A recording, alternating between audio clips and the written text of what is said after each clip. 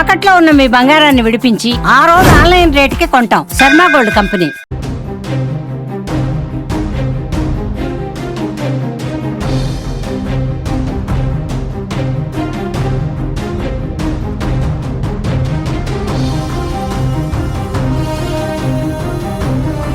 భారత్ చేసిన మెరుపు దాడులతో పాకిస్తాన్ ఉక్కిరిబిక్కిరవుతోంది. ఏం చేయాలో తెలియక అయోమయంలో పడిపోయింది. ఇక భారత్ దాడులను ప్రపంచ వేదికగా తప్పుగా చూపించేందుకు చేస్తున్న ప్రయత్నాలు కూడా బెడిసి కొడుతున్నాయి. ఆపరేషన్ సింధూర్ కారణంగా చాలామంది ప్రజలకు ఎఫెక్ట్ పడిందని, ప్రజలు చనిపోయారంటూ అబద్ధపు ప్రచారాలు చేస్తోంది పాకిస్తాన్. భారత్ దాడులపై పాక్ అమెరికాకు ఫిర్యాదు చేయగా ఊహించని సమాధానం వచ్చినట్టు తెలుస్తోంది. పాకిస్తాన్ జాతీయ భద్రతా సలహాదారుతో America national security adviser Marco Rubio మాట్లాడుతూ కీప్ క్వైట్ అంటూ సమాధానం ఇచ్చినట్టుగా తెలుస్తోంది. కీప్ క్వైట్ అంటే మూసుకొని కూర్చోండి, ఇంకా జరిగింది చాలు అని చెప్పినట్టు. అంతేకాదు, భారత్ పాకిస్తాన్ చేసిన దెబ్బకు ఉగ్రవాదులపై చర్యలు తీసుకునే హక్కు భారత్కు పూర్తిగా ఉందని, ఇండియన్ ఆర్మీ చేపట్టిన ఆపరేషన్ సింధూర్పై పాకిస్తానీలు మౌనంగా ఉండటమే చాలా మంచిదని ఆయన చెప్పారు. భారత్ యాక్షన్కి కౌంటర్గా పాక్ ఎలాంటి రియాక్షన్ ఇవ్వకూడదని, ఒకవేళ పాకిస్తాన్ చర్యలు తీసుకుంటే మాత్రం అస్సలు బాగోదని, భారతదేశం మీద యుద్ధం ప్రకటించడానికి ధైర్యం చేయొద్దంటూ పాకిస్తాన్ భద్రతా సలహాదారుకి America national security adviser Marco Rubio చెప్పినట్టు నేషనల్ ఛానల్స్లో వార్తలు వస్తున్నాయి.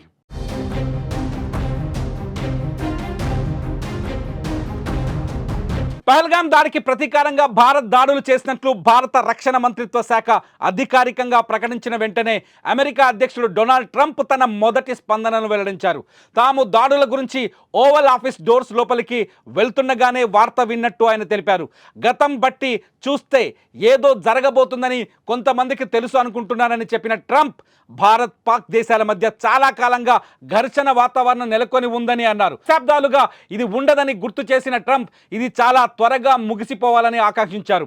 భారత్ చేపట్టిన చర్యపై ఆయన నేరుగా వ్యాఖ్యానించకపోయినా మొత్తం సంఘర్షణ తర్వాత ముగిసిపోవాలన్న తన ఆకాంక్షను తెలియజేశారు.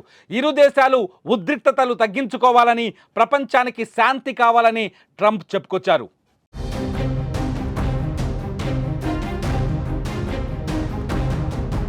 భారత్ చేసిన దాడులపై క్లియర్గా చెబుతోంది, తాము కేవలం ఉగ్రస్థావరాలపైనే దాడు చేశామని, ప్రజలకు మా వల్ల ఎలాంటి ఎఫెక్ట్ జరగలేదని చెప్పుకొచ్చింది భారత్ దెబ్బతో పాక్ ఊరుకుంటుందా లేదా అన్నది ఇప్పుడు అత్యంత $1 మిలియన్ ప్రశ్నగా కనిపిస్తోంది. పాకిస్తాన్ ఉగ్రస్థావరాలపై దాడి చేయడాన్ని పాకిస్తాన్ ఇంకా సమర్థించుకుంటుందా, మాపైన దాడి చేశారని అభివర్ణించుకుంటుందా, పాకిస్తాన్ ఏం చేయబోతుందన్నది ఇప్పుడు ఆసక్తికరంగా మారింది. ఇప్పటికే పూంచ్ సెక్టార్లో పాకిస్తాన్ సైన్యం కాల్పులు జరిపింది. ఈ కాల్పుల్లో సామాన్యులు 3 చనిపోయినట్టుగా మనకు సమాచారం అందుతోంది. పాకిస్తాన్ ఇప్పుడు ఆవేశంతో రగిలిపోతుంది. దాడిని ఎదుర్కోలేక, దాడిని నిరోధించలేక, దాడిని కట్టడి చేయలేక, ఉగ్రస్థావరాలపై దాడి జరిగిందని ప్రపంచం ముందు ఒప్పుకోలేక ఇప్పుడు పాకిస్తాన్ ఉక్కిరిబిక్కిరవుతోంది. భారత ఆర్మీ సరైన టార్గెట్ చేసింది. భారత ఆర్మీ సరైన ప్రాంతాలను ఎంచుకుంది. ముందుగానే గూగుల్ మ్యాప్లను కూడా రిలీజ్ చేసింది. మ్యాప్ రిలీజ్ చేసిన తర్వాత అటాక్ చేసింది.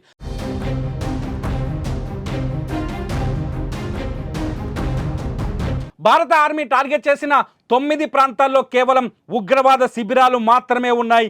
ఏ శిబిరంలో ఉగ్రవాద శిక్షణ జరుగుతుందో ఆ శిబిరాన్ని పాయింట్గా క్లియర్గా టార్గెట్ చేసి దాడులు చేసినట్టుగా స్పష్టంగా అర్థమవుతోంది. కానీ ఈ దాడుల్ని పాకిస్తాన్ కప్పిపుచ్చుకునే ప్రయత్నం చేస్తోంది. కేవలం 6 చోట్ల దాడులు చేశారు. ఆ 6 ప్రాంతాల్లో సివిలియన్స్ ఉన్నారు, ఉగ్రవాదులు లేరని చెప్పుకునే ప్రయత్నం చేస్తోంది. నిజానికి భారత్ 9 ఉగ్రవాద స్థావరాలపై దాడి చేసింది. ఇందులో 7 ఉగ్రవాద స్థావరాలు పీఓకేలో ఉంటే, 7 ఉగ్రవాద స్థావరాలు పీఓకేలో ఉంటే 2 పాకిస్తాన్ భూభాగంలో ఉన్నాయి. అయితే భారత్ దాడి చేసింది కేవలం 6 అనే చెబుతోంది. పాకిస్తాన్ భూభాగంలోకి భారత మిసైల్స్ రాలేదని ఇంకా గాంభీర్యాన్ని ప్రకటించే ప్రయత్నం చేస్తోంది. పాకిస్తాన్ ఈ దాడిని ప్రజలపైన జరిగిన దాడిగా అభివర్ణించే ప్రయత్నం చేస్తోంది. అందుకే అమెరికాకు ఫిర్యాదు చేసింది. అమెరికా మద్దతు కోరింది పాకిస్తాన్. మొదటి నుంచి అమెరికా చాలా స్పష్టంగా చెబుతోంది, ఉగ్రవాదంపై భారత్ చేస్తున్న పోరాటానికి మేము మద్దతు ఇస్తామని. ఇవాళ మార్కో కూడా అదే విషయాన్ని పాకిస్తాన్కి చాలా గట్టిగా చెప్పినట్టుగా అర్థమవుతోంది.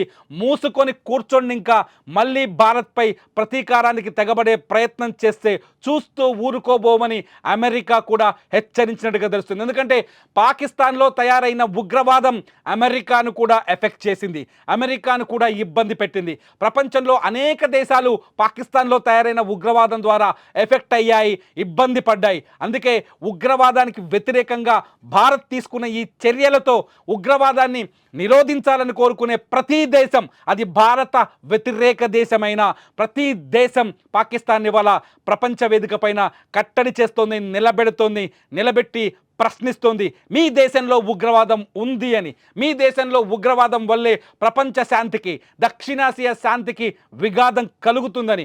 అందుకే భారత్ ఈ తీసుకున్న చర్యల్ని అమెరికా కూడా సమర్థించింది. భారత్ తీసుకున్న ఈ చర్యలకి అమెరికా మద్దతు కూడా లభించింది.